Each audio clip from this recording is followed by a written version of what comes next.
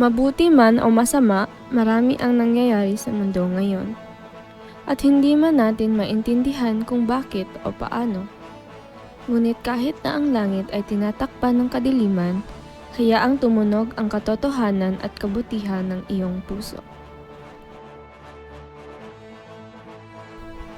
Kapag ikaw ay malakas, ipaglaban mo ang mahina kahit mahirap. Huwag kang matakot magsalita.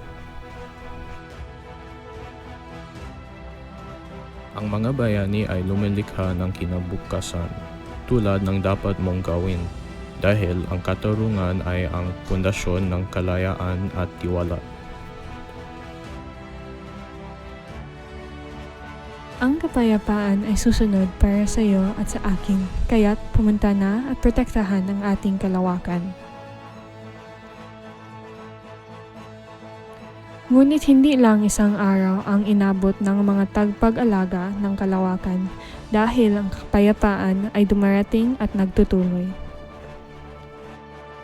Ang hustaya ay nagsisimula sa iyo at ang kapayapaan ay para sa iba. Pero ang seguridad ay para sa lahat. Kaya't siguraduhin natin hindi masisira ang kapayapaan habang pinahahalagahan natin ang proteksyon na humahantong sa daan. Ang bawat araw ay sapang araw upang makaligtas. Ito ang katotohanan ng paraan ng mga bayani. Pero sa mundo natin, hindi sila Superman. Sila ang ating pambansang bayani at kababayan.